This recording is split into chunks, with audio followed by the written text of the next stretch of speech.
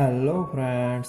आज के इस वीडियो में मैं आपको बताने वाला हूँ कि हमारा जो स्टैंडर्ड का अल्टी स्टार्ट 48 मॉडल का शॉप स्टार्टर आता है उसके अंदर हम जो बेसिक पैरामीटर आते हैं वो सेट कैसे करते हैं और हर एक पैरामीटर का यूज़ क्या होता है वो मैं आपको आज इस वीडियो में बताऊंगा। ठीक है, तो चलिए सबसे पहले स्टार्ट करते हैं कि हमारा जो सेटिंग मेनू आता है उसके अंदर आपको जाना पड़ेगा। बाद में उसमें IN नॉमिनल मोटर करंट, तो उसके लिए आपको ये अप डाउन बटन से सेटिंग में जाना पड़ेगा। बाद में एंटर प्रेस करना है, उसमें IN आएगा। इसमें क्या करना है, आपकी मोटर की नेम प्लेट पर जो भी एम्पियर लिखा है वो आपको ये पैरामीटर में डालना है। ठीक है, देन नेक्स्ट पैरामीटर क्या है, ACC। अभी अप प्रेस करते हुए आपको ACC तक पहुंचना है। ठीक है, ये पैरामीटर क्या डिसाइड करता है, एक्सेलरेशन रैम टाइम, मतलब कि जो आपका शॉप स्टार्टर है वो आपकी जो मोटर में जीरो से लेकर मैक्सिमम तक वोल्टेज जाने में कितना टाइम लगाएगा वो ये टाइम डिसाइड करता है। इसमें VFD के जैसा नहीं है कि आपने यहाँ पर 10 सेकंड सेट किया तो उसके हिसाब से आपकी मोटर 10 सेकंड में फुल स्टार्ट हो जाएगी, ऐसा नहीं। इसमें क्या है कि अगर आपकी जो मोटर है वो उस पर लाइट लोड होगा तो वो शायद 5 सेकंड में भी स्टार्ट हो सकती है, और अगर इसमें हैवी लोड होगा तो वो पूरा 10 सेकंड ले सकती है स्टार्ट होने में, क्योंकि यहाँ पर जो वेरी होता है वो वोल्टेज वेरी होता है। ठीक है, यहाँ पर फ्रीक्वेंसी वेरी नहीं होती, मतलब कि टाइम के साथ आपका जो वोल्टेज है वो वेरी होती है, टाइम के साथ फ्रीक्वेंसी वेरी नहीं होती, वो आपको खास ध्यान में रखना है। मतलब कि रैम टाइम क्या डिसाइड करता है कि आपकी मोटर में जीरो से लेकर मैक्सिमम वोल्टेज कितनी देर में जाएंगे वो ये टाइम डिसाइड करता है। ठीक है, मतलब कि टॉर्क, मैक्सिमम टॉर्क कितनी देर में जाना चाहिए आपकी मोटर में वो ये टाइम डिसाइड करता है। ठीक है, तो इसमें ऐसे इसमें डिफ़ॉल्ट 15 सेकंड सेट होता है। ठीक है, इसमें आप 60 सेकंड तक आपकी एप्लीकेशन के हिसाब से सेट कर सकते हो। ठीक है, देन नेक्स्ट पैरामीटर, इसमें डाउन दबाना, TQ इनिशियल स्टार्टिंग टॉर्क। ये क्या डिसाइड करता है कि आपकी अगर आपका लोड हैवी लोड है तो आप इसमें ज़्यादा रखेंगे, क्योंकि उससे क्या होगा कि स्टार्टिंग में आपकी मोटर में ज़्यादा वोल्टेज जाएंगे, उसकी वजह से क्या होगा कि आपकी जो मोटर है वो घूमनी शुरू हो जाएगी। अगर आपने यहाँ पर 40-20 से कम रखा है या आपकी जो लोड के हिसाब से नहीं रखा तो उससे क्या होगा कि अगर आपने इसे 10 सेट किया तो क्या होगा कि स्टार्टिंग में वो 10% वोल्टेज है आपकी मोटर में जाएंगे। उससे क्या होगा कि अगर आपका लोड है वो हैवी होगा तो आपकी मोटर स्टार्ट नहीं हो पाएगी। तो उसके लिए आपको इसमें आपकी एप्लीकेशन के हिसाब से सेट करना पड़ता है। ठीक है, मतलब कि स्टार्टिंग में आपको आपकी मोटर को कितनी ताकत देनी है लोड को उठाने के लिए वो ये पैरामीटर डिसाइड करता है। ठीक है, TQ इसमें डिफॉल्ट 20 सेट है। ठीक, now next parameter is STY, selection of the type of stock. तो इसमें आपको पहुंचने के लिए अप डाउन प्रेस करना है, STY ये आ गया है। तो ये क्या डिसाइड करता है कि आपकी मोटर स्टॉप कैसे होनी चाहिए वो ये पैरामीटर डिसाइड करता है। ठीक है, तो इसमें सबसे पहले क्या है, इसमें एफ क्या है, फ्री व्हील स्टॉप। मतलब कि जैसे ही आपने अपने शॉप स्टार्टर को स्टॉप का कमांड देते तो आपका जो शॉप स्टार्टर है वो आउटपुट में जो वोल्टेज जाते हैं उसको डायरेक्टली जीरो कर देता है। उससे क्या कि आप मोटर अपने आप पे घूमती रहेगी और वो अपने फ्रिक्शन के अनुसार स्टॉप होगी। ठीक है, इसमें अगर डी होगा तो क्या होगा, shop stopping by the control of torque, मतलब कि ये इसमें डी करोगे तो क्या होगा कि आपने जो डिक्लेरेशन रैम टाइम डिसाइड की यहाँ पर सेट किया है उसके हिसाब से वो धीरे धीरे स्टॉप होगी। ठीक है, उसके हिसाब से वो ग्रेजुअली वोल्टेज को डिक्रीज करेंगे।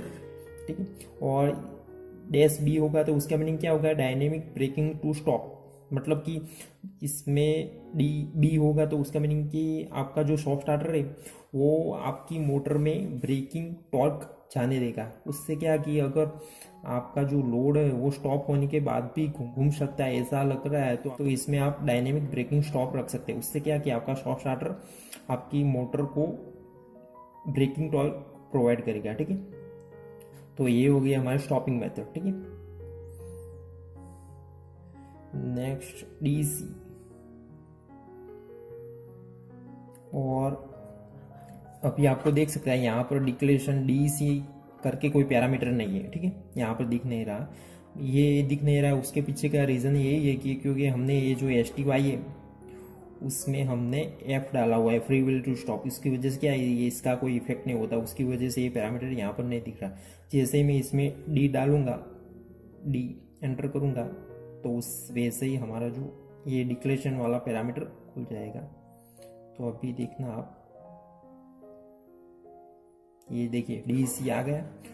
तो अगर आपने STY में ये shop stopping by control of torque set किया होगा तो ही ये पैरामीटर खुलेगा, ठीक है, वरना ये पैरामीटर नहीं खुलेगा।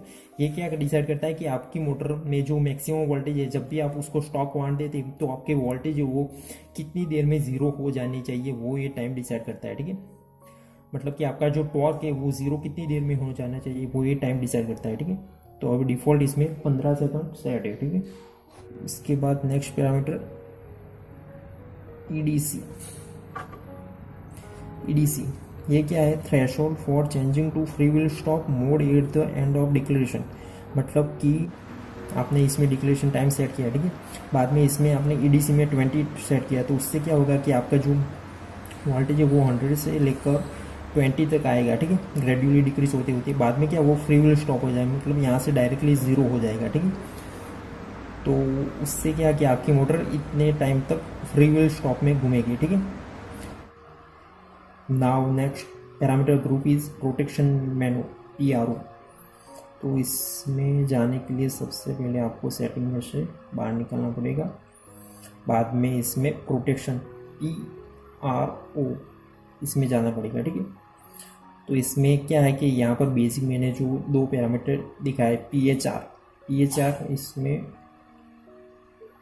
ये रहा PHR। तो ये पैरामीटर क्या डिसाइड करता है कि protection against the line phase inversion, मतलब कि अगर आपने इनपुट में 3 फेज इनपुट दिया, ठीक है, अगर इसमें कोई भी एक फेज उल्टा लग गया तो वो यहाँ पर आपको एरर दे देंगी, ठीक है।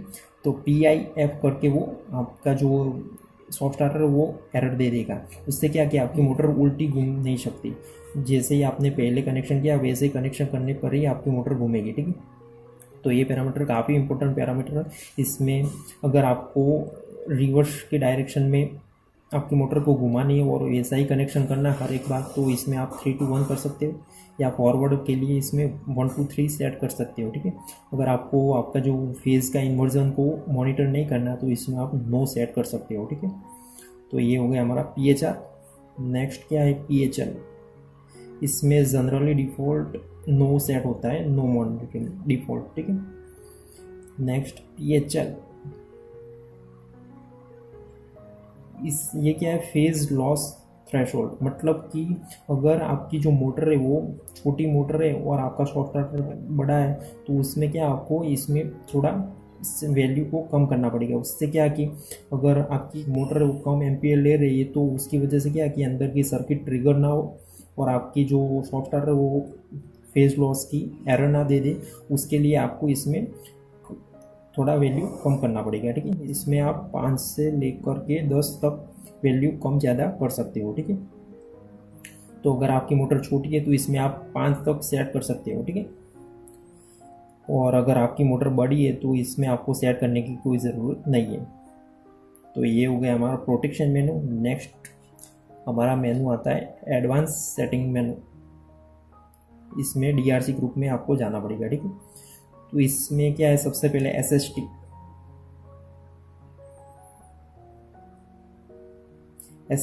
ये पैरामीटर क्या डिसाइड करता है कि टेस्ट ऑन स्मॉल मोटर। अगर आपको आप जो शॉप स्टार्टर को टेस्ट करना है स्मॉल मोटर को, किसी भी छोटी मोटर पर आपको बड़े शॉप स्टार्टर को टेस्ट करना है तो उसके लिए आपको इसमें जाकर SST में इसको ऑन कर देना पड़ेगा, ठीक है। उससे क्या कि आप छोटी मोटर पर ये शॉप स्टार्टर को टेस्ट कर पाओगे, ठीक है। मतलब कि आपको किसी भी छोटी मोटर पर टेस्ट करने के लिए इसको ऑन करना पड़ेगा, ठीक है। नाउ नेक्स्ट पैरामीटर क्या है? ULN। ये पैरामीटर क्या डिसाइड करता है कि आपके जो इनपुट सप्लाई के वोल्टेज कितने हैं वो आपको इसमें डालने हैं, ठीक है। इसमें डिफ़ॉल्ट 400 सेट है, ठीक है। आपको चेक कर लेना है कि आपके इनपुट में कितने वोल्टेज आ रहे हैं, उसके हिसाब से इसमें आपको वोल्टेज डालने हैं, ठीक है। Next parameter FRC, line frequency. FRC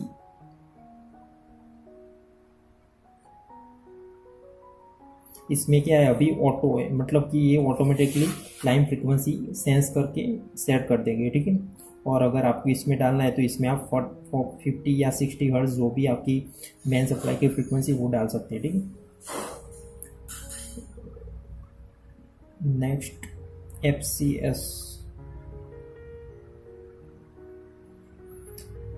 FCSA क्या है, रिटर्न टू फैक्ट्री सेटिंग, मतलब कि आपको सॉफ्ट स्टार्टर के हर एक पैरामीटर को फैक्ट्री डिफॉल्ट में करना है, तो इसके लिए आपको इसमें यस कर देना पड़ेगा, बाद में एंटर को प्रेस कर देना है। उससे क्या कि आपका जो सॉफ्ट स्टार्टर के हर एक पैरामीटर रीसेट हो जाएगी। और अगर आपका जो सॉफ्ट स्टार्टर में आपने कंट्रोल कार्ड चेंज किया है और इसकी वजह से आपकी सॉफ्ट स्टार्टर में CFF की एरर इंडिकेट कर रही है, फिर तो भी आपको FCS में जाकर आपकी जो सॉफ्ट स्टार्टर को फैक्ट्री रीसेट कर देना है, ठीक है।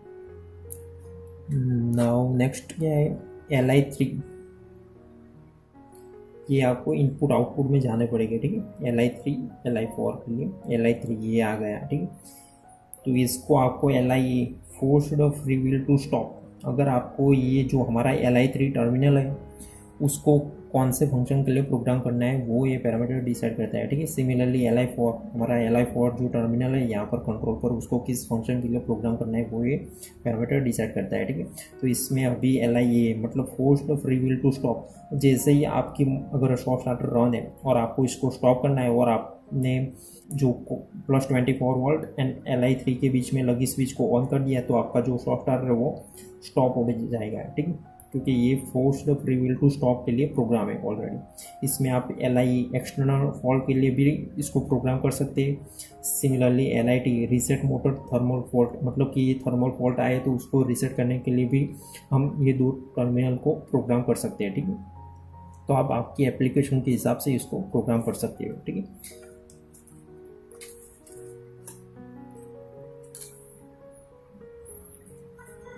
नाउ नेक्स्ट पैरामीटर क्या है, now next parameter R1 relay, मतलब कि आपको ये यहाँ पर जो R1 रिले है इसको कौन से फंक्शन के लिए प्रोग्राम करना है तो वो ये पैरामीटर डिसाइड करता है, ठीक है। तो इसमें R1F आप सेट करोगे R1 में, तो ये फॉल्ट मतलब कि जब भी आपकी सॉफ्ट स्टार्टर में कोई भी फॉल्ट आएगा तो वो ये रिले को NC कर देगा, वो आपको सिग्नल देगा, ठीक है। सिमिलरली इसमें R1I होगा तो आइसोलेटिंग रिले या रन कमांड, मतलब कि जब भी आपकी जो सॉफ्ट स्टार्टर को रन कमांड मिलता है तो वो रिले ऑपरेट हो जाएगी, ठीक है, अगर इसमें R1I डाला होगा तो। सिमिलरली हमारा जो R2 रिले होता है ना, वो हमारे जो bypass contactor relay default program होता है, उसमें आप चेंजेस नहीं कर सकते, ठीक है, जो हमारे R2 रिले में। सिमिलरली यहाँ पर R3 रिले वो किस फंक्शन के लिए हम प्रोग्राम कर सकते हैं, तो यहाँ पर आप देख सकते हो R3,